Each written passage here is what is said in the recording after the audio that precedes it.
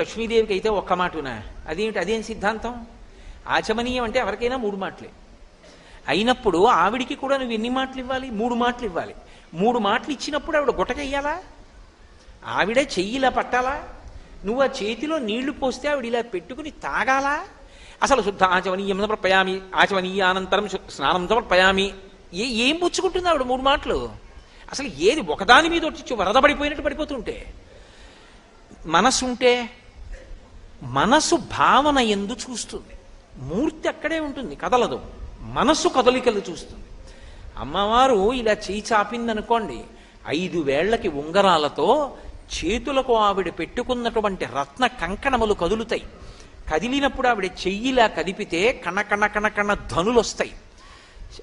భాగవతంలో పోతన గారు అనుభవింపచేస్తారు. అక్రూరుడు నారాయణ దర్శనం పొందుతాడు.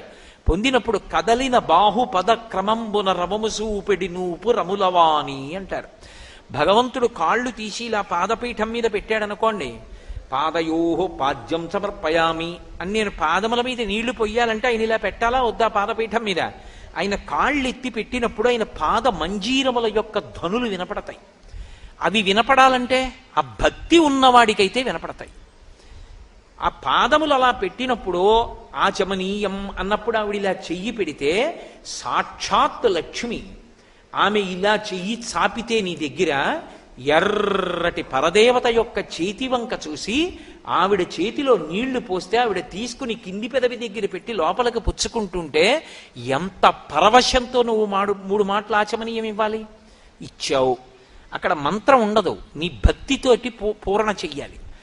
ఆచమనీయం చేస్తే ఏం చేయాలి? చెయ్యి ఎంగిలవుతుంది. చెయ్యి ఎంగిలవుతుంది కాబట్టి ఏం చేయాలి? ఓ చుక్క నీళ్లు పోసుకుని పక్కనున్న బట్టతో తుడుచుకుంటాం. అమ్మవారైతే ఆవిడ కూడా నువ్వు పూజ చేస్తున్నావునో బట్ట తెచ్చు తుడుచుకుంటూ ఉంటుందా? భక్తి అన్న మాటకు అర్థం ఏమిటి?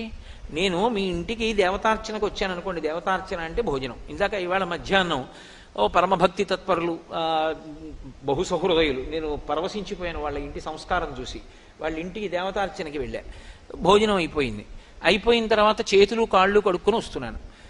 నా ఉత్తరీయంతో నేను తుడుచుకోలేనా? వాళ్ళు తీసుకొచ్చి తువ్వాలు అందించారు. ఎందుకు? భక్తి.